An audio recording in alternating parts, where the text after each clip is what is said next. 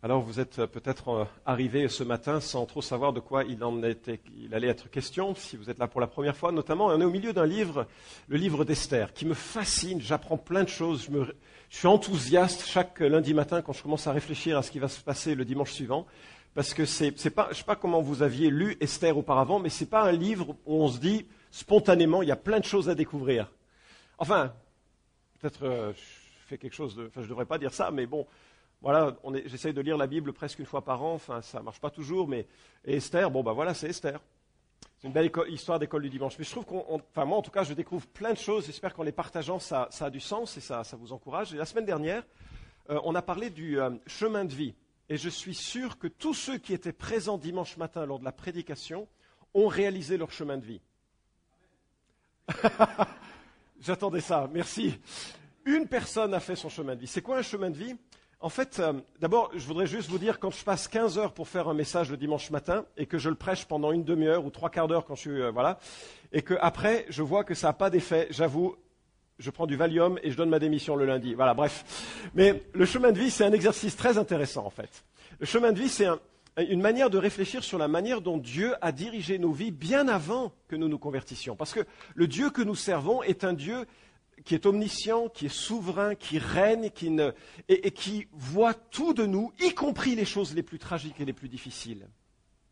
Et un chemin de vie, ça nous fait prendre conscience que nous avons été sculptés, et parfois nous avons été sculptés dans le creuset de l'épreuve. Et certains d'entre nous avons vraiment vécu des épreuves difficiles. Ce n'est pas mon cas, je suis un de ces privilégiés, vécu d'autres choses, mais qui sont plus le péché de mon cœur. On a vécu des choses chacun qui nous ont formatés, qui nous ont formés et qui sont importantes de comprendre parce que c'est jamais perdu, c'est jamais gâché dans la main d'un Dieu qui notamment se présente comme le Dieu rédempteur. Alors ça consiste en quoi un chemin de vie ? Ça consiste à faire une sorte de réflexion sur l'héritage que l'on a de ses parents, les circonstances de notre vie, de regarder les émotions particulières que nous avons vécues, les événements qui nous ont forgés et qui ont fait que nous sommes chacun ici unique au monde et pourtant appelés à connaître Christ et le servir. Et voilà ce qui se passe.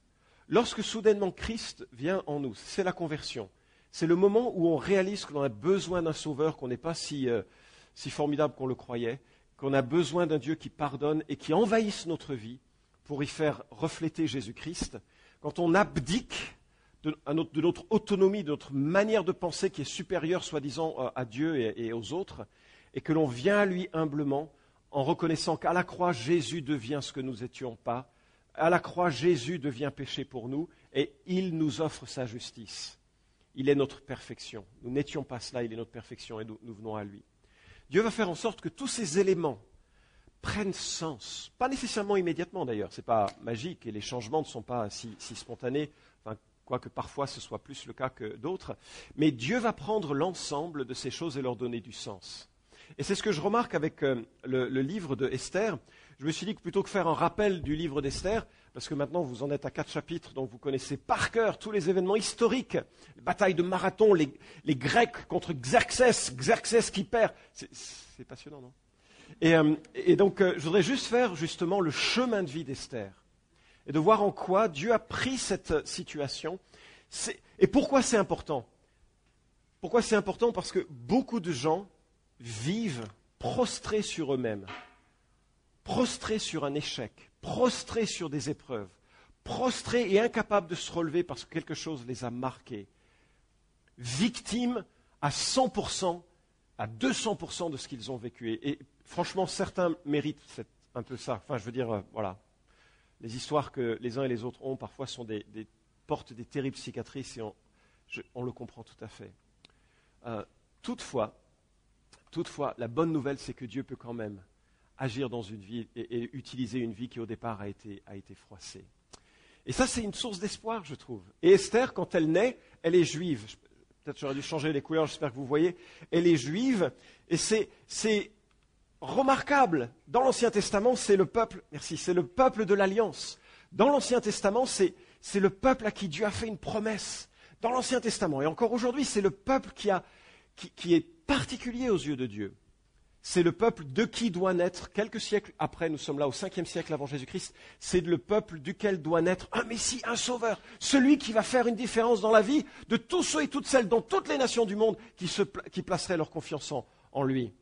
C'est vraiment chouette d'être juif, sauf à ce moment-là.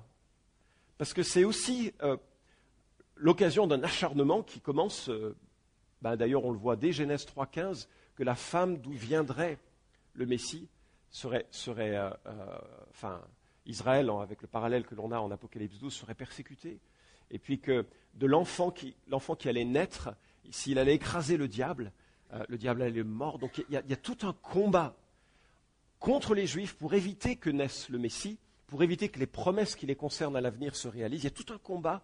Et donc on est dans cette situation où cette femme, elle naît en plus à l'étranger, en Perse, dans le royaume perse, c'est le plus grand empire du moment. Le dictateur est absolu, comme tous les dictateurs, mais lui particulièrement violent et centré sur lui-même, pervers, narcissique, tout ce que vous voulez. Et elle naît dans ce royaume, et en plus de ça, elle est orpheline. Alors quand on devient orphelin, je ne sais pas dans quelles circonstances, la Bible ne le dit pas, il y a plein de choses qui ont lieu dans sa tête, n'est-ce pas? Dieu m'a abandonné, je n'ai pas beaucoup de valeur.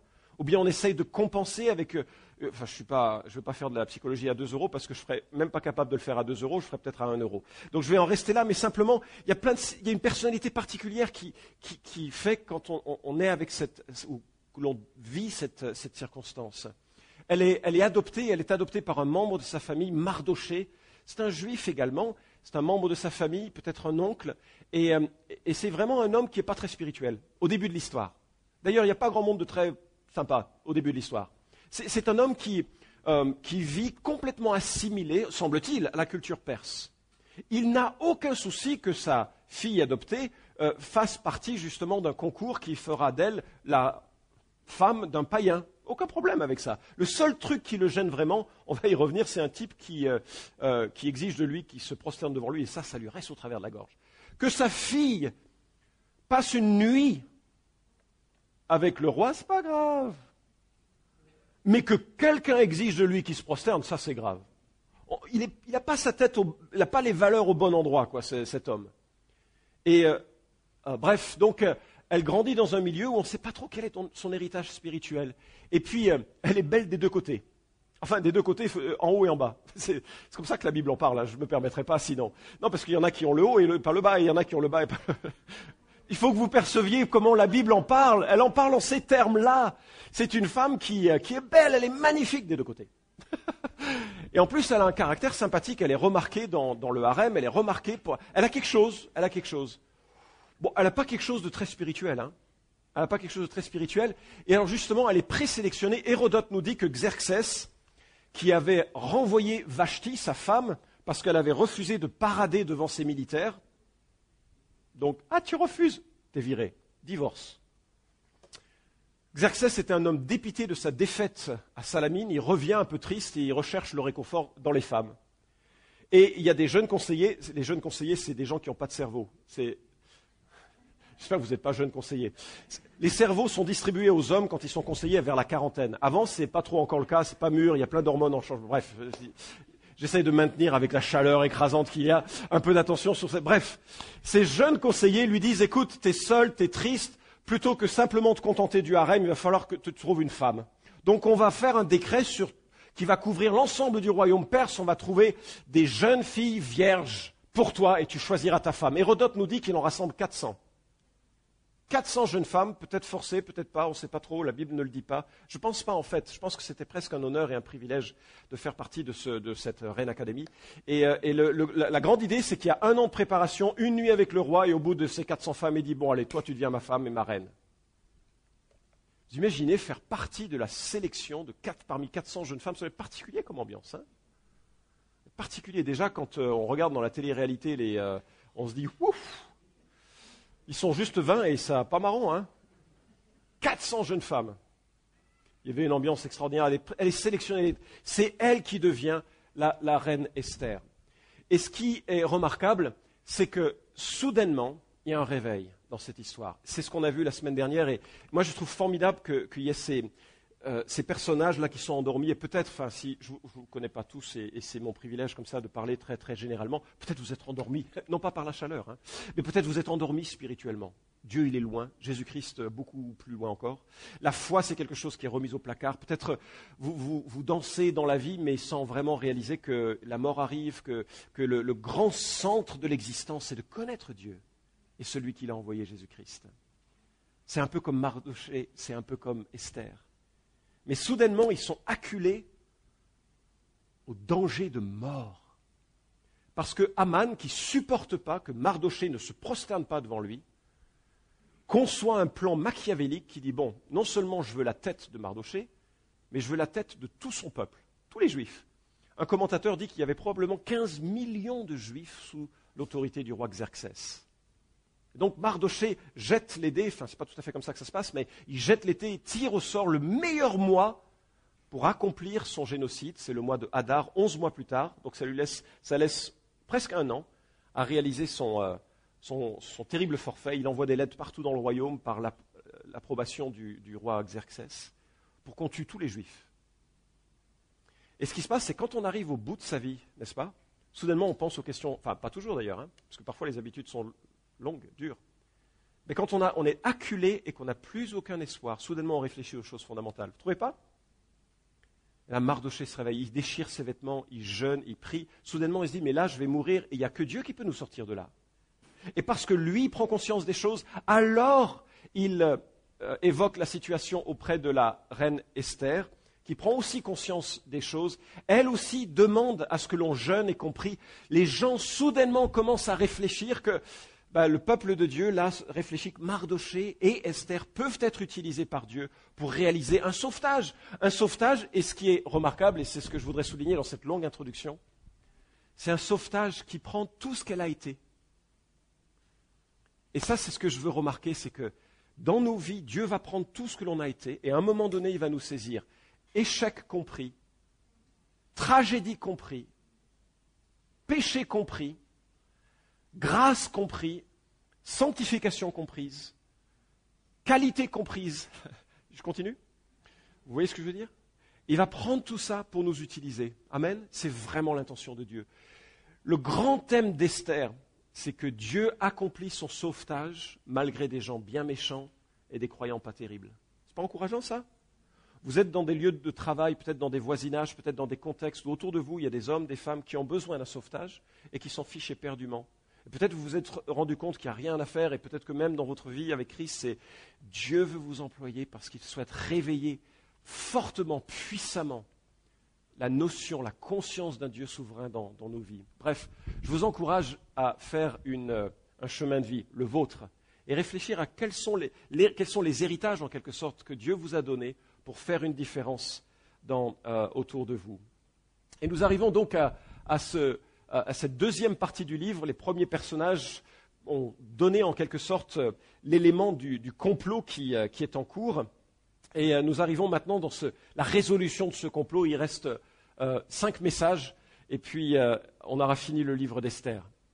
Mais ce que je trouve maintenant intéressant, c'est que le personnage qui est en train de faire une violence au peuple va se trouver prisonnier de sa propre méchanceté.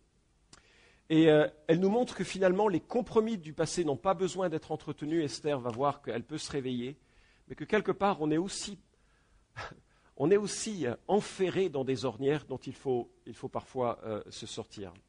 Je vous invite à ouvrir vos Bibles en Esther chapitre 5, et nous allons lire qu'est-ce qui se passe au point de ce récit, et en tirer, j'espère, quelques instructions, malgré la chaleur. Esther chapitre 5. Alors, pour comprendre ce qui va se passer dans la lecture, Mardochée, dans sa tête, il a une idée toute simple. Donc Mardochée, c'est le père adoptif, c'est celui qui essaye d'attirer l'attention de la reine, qui bien sûr est dans son palais. Et il lui dit, Mardochée dit à Esther, écoute, c'est très simple, tu es la reine, tu frappes à la porte du bureau du roi, bonjour monsieur le roi, excuse-moi de te déranger, j'en ai pas pour très longtemps, mais ton complot pour tuer 15 millions de juifs, c'est pas une bonne idée, si ça t'ennuie pas, annule la loi, fais quelque chose et au revoir. C'est simple, on est reine, on a accès au roi. Sauf qu'à cette époque, on ne pouvait pas vraiment déranger le roi, même quand on était la femme. Les rois étaient assez caractériels, comme certains d'entre nous, je ne donnerai aucun nom, mais les rois étaient assez caractériels, et si quelqu'un rentrait dans leur salle d'audience, dans leur salle de travail, sans rendez-vous, c'était la peine de mort. Rassurez-vous, ce n'est pas tous les rois qui sont comme ça, mais celui-ci, c'était comme ça. Sauf s'il sortait son trône pour indiquer qu'il acceptait le dérangement. Même son épouse, c'était incroyable. Et donc Esther se dit, écoute, elle répond à Mardochée, c'est pas possible, je ne peux pas faire ça parce que si je rentre, qui veut pas, et qui veut avoir la tête tranchée? Pas moi. Alors, le livre commence à virer quand Mardochée dit, non mais, qui sait si ce n'est pas pour ce jour-ci, cette occasion-là, que tu es devenue reine? Tout ce que tu as vécu, toute cette situation de fou, elle est là pour la délivrance des Juifs. Et si tu ne le fais pas, Dieu fera son sauvetage par quelqu'un d'autre. Alors elle commence à réaliser il va falloir travailler, et elle dit, alors ok, je vais y aller, jeûner et prier. On arrive au chapitre 5. Quand le 3e jour fut arrivé, c'était l'engagement, demandez aux gens de jeûner et prier pour 3 jours. Quand le 3e jour fut arrivé, Esther revêtut les insignes de la royauté et se présenta dans la cour royale du palais royal face au palais. Le roi siégeait sur son trône royal dans le palais face à l'entrée de l'édifice. Au moment même où le roi vit la reine Esther debout dans la cour, elle obtint sa faveur. Le roi tendit à Esther le sceptre d'or qu'il avait en main. Esther s'approcha et toucha la pointe du sceptre. Le roi lui dit, « Qu'as-tu, reine Esther? Quelle est ta requête? Elle te sera accordée. Jusqu'à la moitié du royaume. » Esther lui répondit, « S'il plaît au roi, que le roi vienne aujourd'hui avec Aman au festin que je lui ai préparé. » Le roi dit, « Pressez Aman de donner suite à l'invitation d'Esther. » On s'arrête là un instant. Alors, elle prend son courage à deux mains, et après 3 jours de jeûne et prière, met sa robe, et elle se présente à Xerxès ou à Assuérus. Pourquoi est-ce que les rois ne voulaient pas être dérangés comme ça? Déjà, ils avaient peur des complots. C'était monnaie courante, et Xerxès va mourir d'ailleurs d'un complot. Deuxièmement, les rois n'aimaient pas les mauvaises nouvelles. C'est marrant ça. C'est-à-dire qu'ils préféraient quelqu'un qui les amuse que quelqu'un qui leur apporte des mauvaises nouvelles. Donc pour les protéger des gens qui se plaignaient, « Oh, mon roi, viens faire justice à cause de... » Tous ceux qui venaient, qui l'ennuyaient, ils étaient exécutés. Et donc elle rentre et elle prend un grand risque. Elle prend un risque monumental par la foi. Comment est-ce qu'une femme plutôt apathique spirituellement, au demeurant charmante, peut devenir si forte? Je vois 3 influences. La première, c'est l'influence d'un homme qui a pensé à vivre selon les promesses de Dieu plutôt que selon ses circonstances. Et n'est-ce pas là le plus grand défi que nous avons? Les circonstances sont défavorables et on croit que Dieu nous est défavorable. Cet homme a cru aux promesses de Dieu plus qu'aux circonstances. Deuxièmement, cette femme, elle est transformée à cause de la prière de tout un peuple qui prie et qui jeûne. Et troisièmement, elle a conscience de son appel. Elle dit, finalement, si je suis là, c'est parce que Dieu m'a placé ici pour un objectif. C'est pourquoi je suis un fervent convaincu des groupes de croissance. Parce que vous avez tous les ingrédients ici pour un réveil. Un homme ou une femme qui est à nos côtés, alors c'est entre hommes, entre femmes, les groupes de croissance, et qui ose s'encourager à une vie consacrée, qui prient l'un pour l'autre régulièrement et qui aident à faire prendre conscience qu'on a un rôle à jouer. C'est chouette ça, non? C'est ça qui a lieu dans la vie d'Esther et de Mardochée. Souvent on demande la prière pour des situations difficiles et on a raison de le faire, mais ce que je remarque, c'est qu'il faut aussi demander la prière pour des occasions de ministère et de service. Dieu cherche des intercesseurs. Ésaïe 59, il voit qu'il n'y a pas un homme. Il est désolé de ce que personne n'intercède. Je me demande quand Dieu regarde l'Église, s'il est désolé qu'il n'y ait personne qui intercède. Ça fait frémir, n'est-ce pas? Est-ce qu'on regarde la ville de Lyon en disant « Seigneur, aie pitié de cette ville » ? Est-ce qu'on regarde nos familles, nos collègues « Seigneur, manifeste ta grâce sur eux » ? Je ne suis pas toujours un bon témoin, mais toi, tu peux faire quelque chose.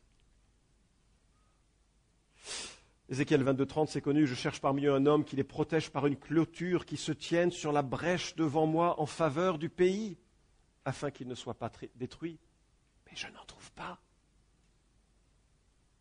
C'est très culpabilisant comme verset. Moi qui suis pauvre en prière, je les prends en pleine face, je pointe personne du doigt. J'ai besoin d'être renouvelé dans ma vision de l'intercession. Un pasteur très engagé et très efficace dans l'œuvre de Dieu m'a dit un jour sa recette. Il m'a dit, tu sais, il y a une équipe qui prie tous les jours pour moi.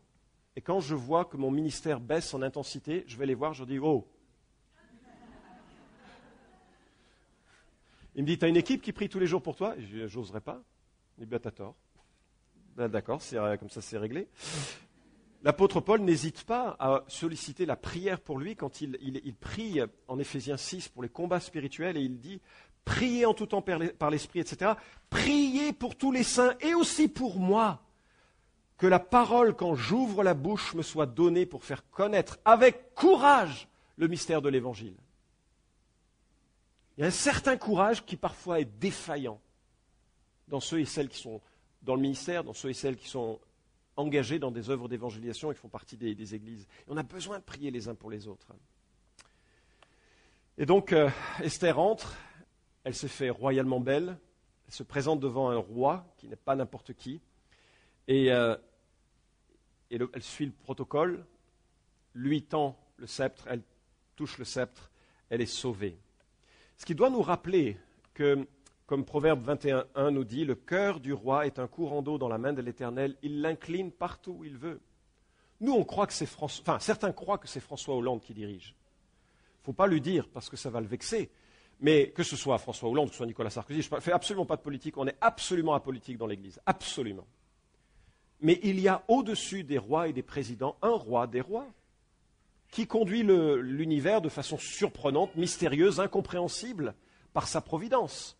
Et qui va faire en sorte que l'histoire culminera avec le retour de Christ. Je ne sais pas quand, peut-être ce soir, peut-être dans 100 ans, je ne sais pas.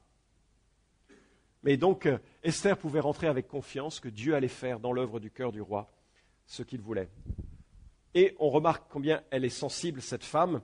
Regardez au verset 6. Moi, quand j'ai lu l'histoire la première fois, je me suis dit, elle va le dire, « Bonjour roi, sauve les Juifs, allez, je m'en vais, fais comme tu veux. » Parce que moi, je ne suis pas courageux, je suis Barak dans l'Ancien Testament, vous voyez, c'est... Voilà. Bref. Verset 6. Le roi et Aman vinrent au festin qu'Esther avait préparé, et pendant qu'on buvait le vin, l'auteur prend soin de préciser, pendant qu'on buvait le vin, le roi dit à Esther, « Quelle est ta demande? Elle te sera accordée. Quelle est ta requête? Jusqu'à la moitié du royaume, elle sera exaucée. » Esther répondit, « Ma demande, ma requête, si j'ai obtenu la faveur du roi, qu'il plaise au roi d'accorder ma demande et d'exaucer ma requête. Que le roi vienne avec Aman au festin que je leur préparais, et demain, je répondrai explicitement au roi. » Je veux dire, franchement, c'est un peu relou ça. On vient au festin, et puis là, il faut encore venir... Remarquez, 2 festins, moi je suis pour, en fait, en réalité. Elle doit bien connaître son homme, cette femme. Je veux dire, vous voyez, c'est un peu manipulateur, hein. Non, c'est pas un peu, c'est carrément manipulateur. D'ailleurs, on est passé du contexte formel de la cour royale, que veux-tu, reine Esther, à soudainement, il l'appelle par son petit nom. Esther, qu'est-ce que tu veux finalement? C'est beaucoup plus intime, c'est dans les palais privés de la reine, ils sont en train de boire comme ça. Allez, une autre bière, parce que quand ils buvaient, on a l'impression là-bas, ils buvaient. Hein. Et l'auteur veut nous faire remarquer qu'ils buvaient. Hein. Je ne sais pas quelle application tirer, par contre, de cette observation. La Bible interdit l'ivresse. Hein. Boire avec mesure, c'est une bonne chose. Boire trop, on perd le contrôle et ce n'est pas une bonne idée.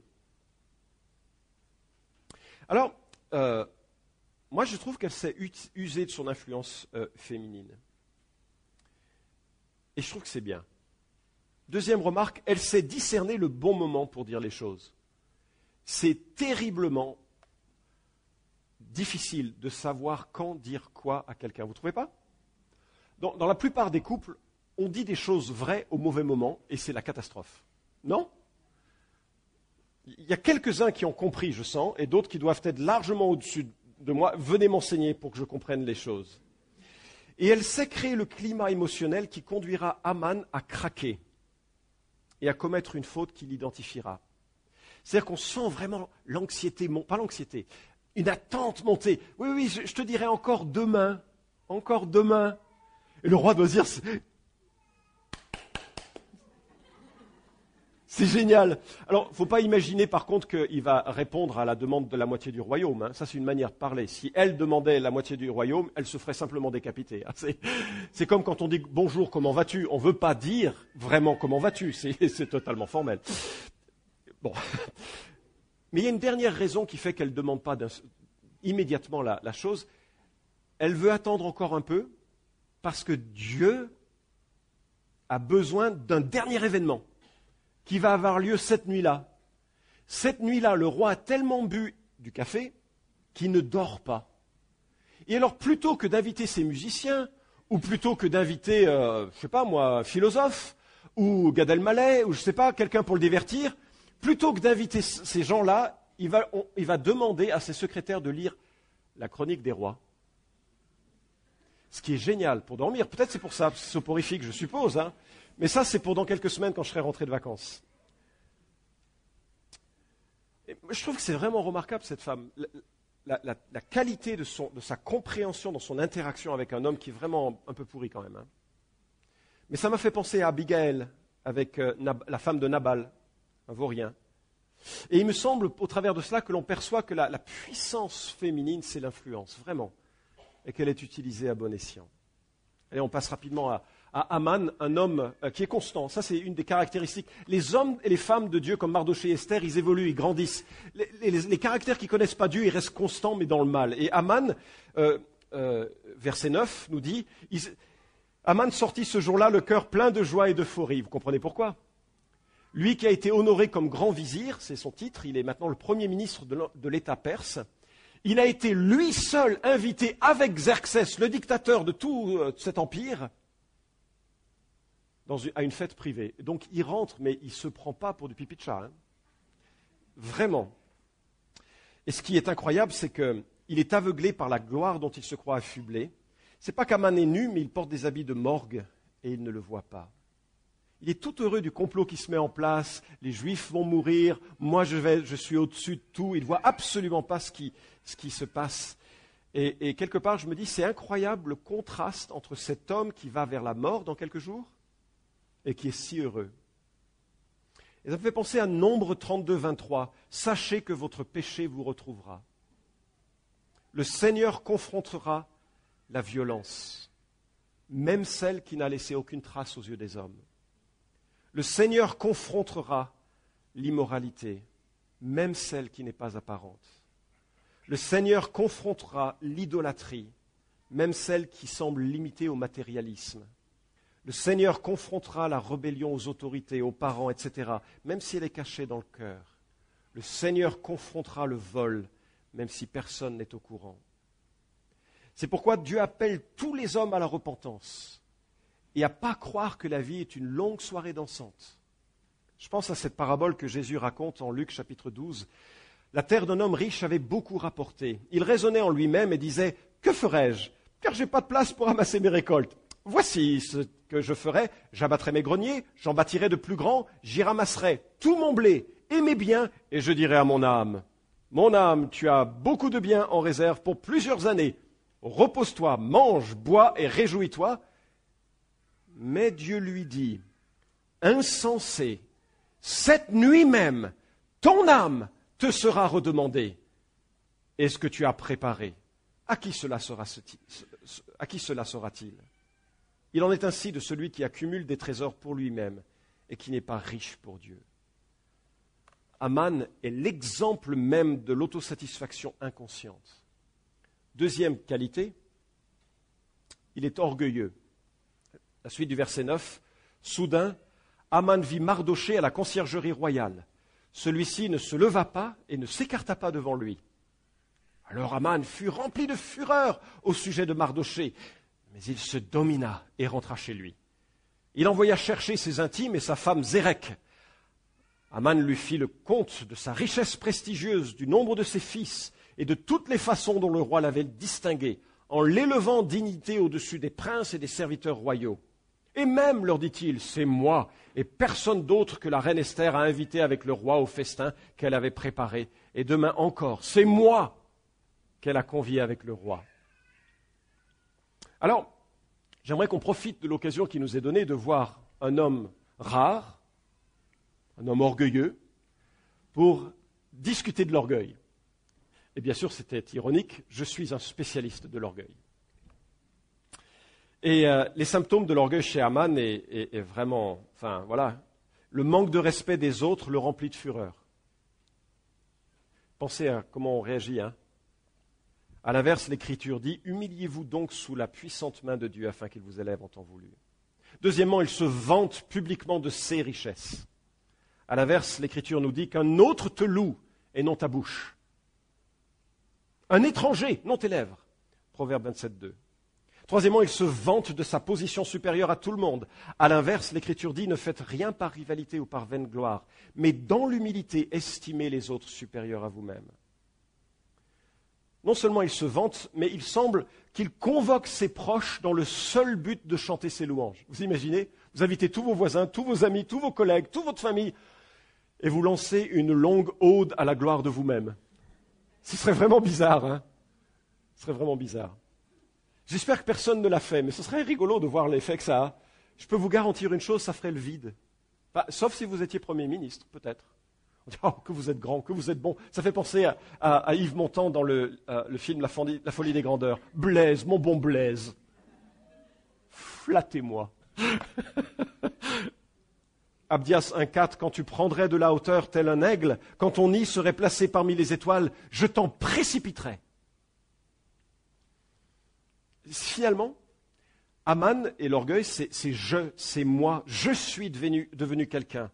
Je suis aimé de ma femme, je suis respecté par mes enfants. Au travail, je suis le meilleur, je sais jouer de plusieurs instruments de musique, je fais du théâtre, j'aime peindre, j'ai beaucoup d'argent. Oh, c'est pénible d'ailleurs. Je prêche des sermons. Oui, c'est ce que j'ai noté.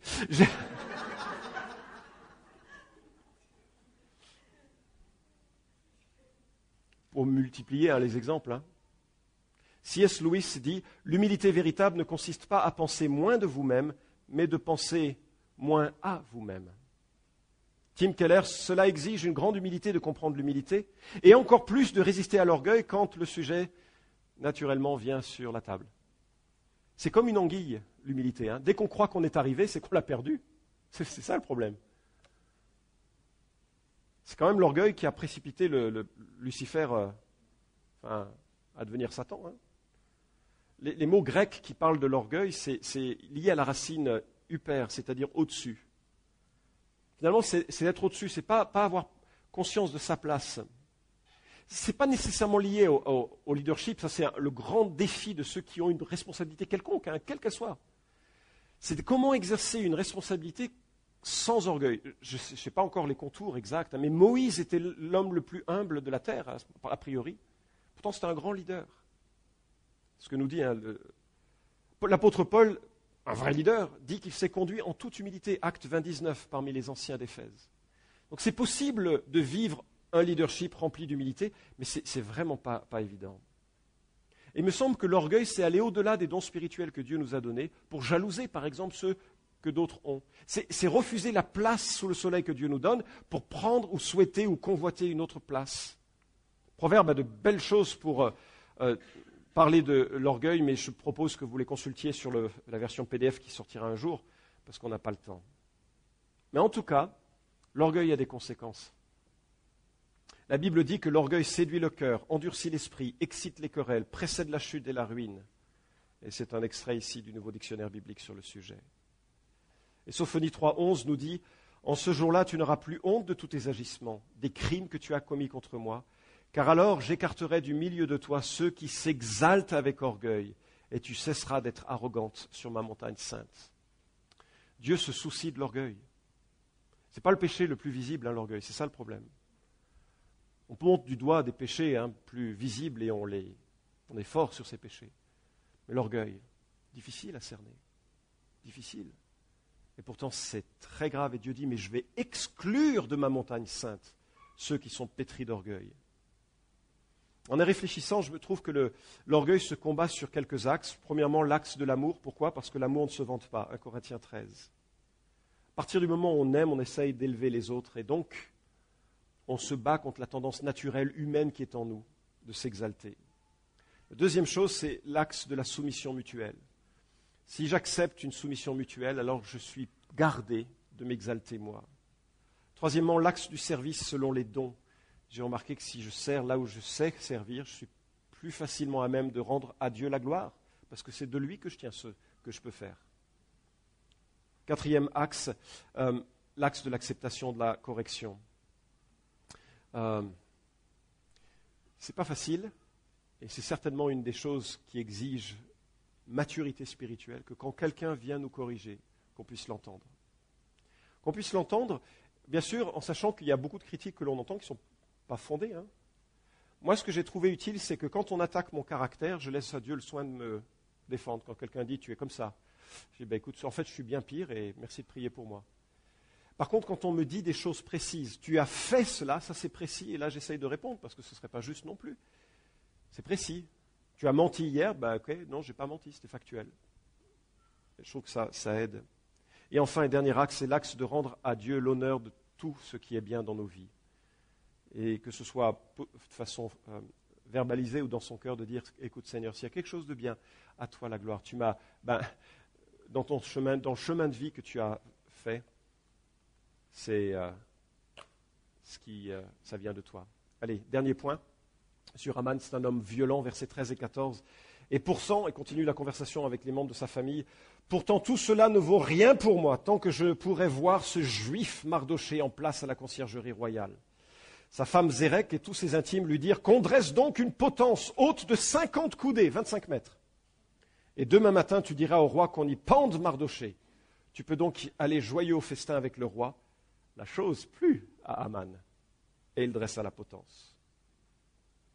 Ce qui est triste, c'est la contagion de l'attitude qu'il a, puisqu'il parle de sa haine à ses proches, et regardez le verset 14, sa femme lui conseille de pendre Aman. Mes amis, la haine est... Je ne pensais pas que ce soit si efficace. Si lors des repas en famille, vous manifestez de la haine contre les Juifs, contre les Arabes, contre la police, contre les gens de gauche, contre les gens de droite, contre les gens du haut.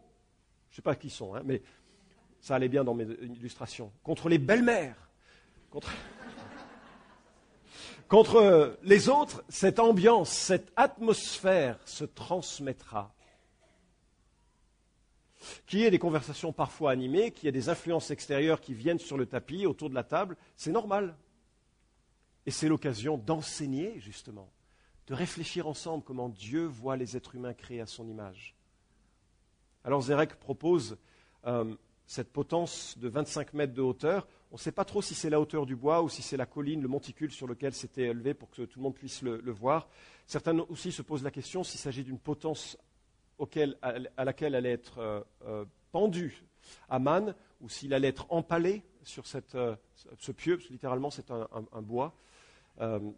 Les Assyriens avaient inventé ce supplice et malheureusement les Perses l'avaient repris.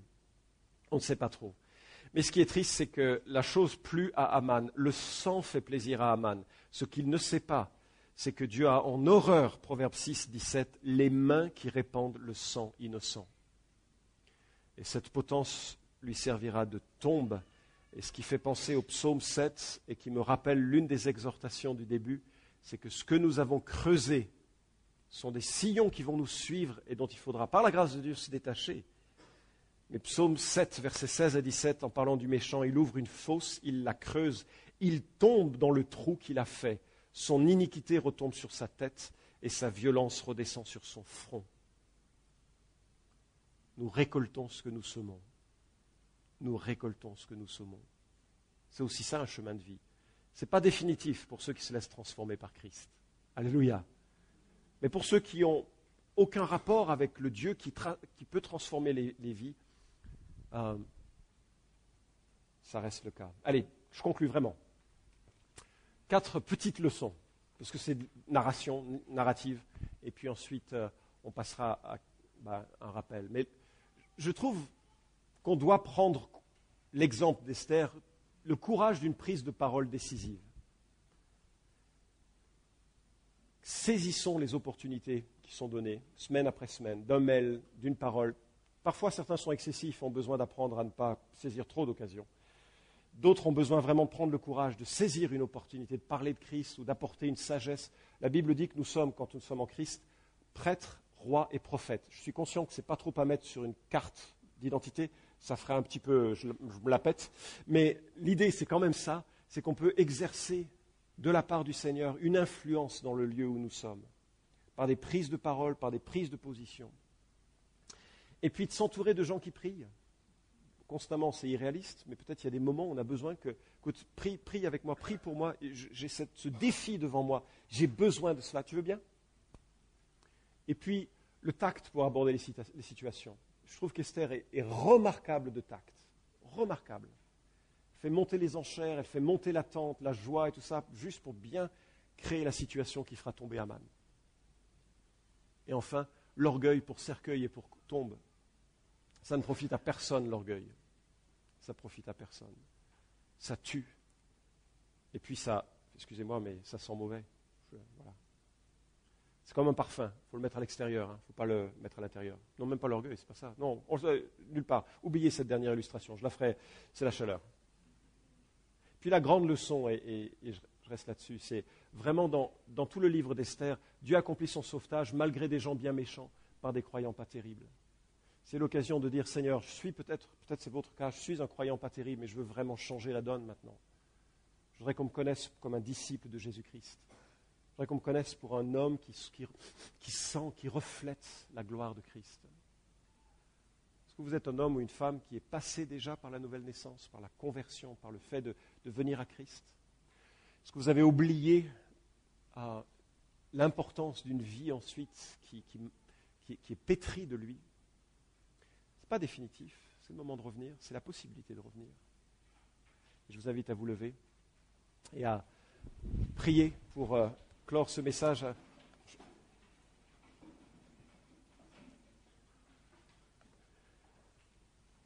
Et je prie que dans les lieux où nous serons cet été, on puisse saisir les opportunités pour des conversations décisives, pour des rapports humbles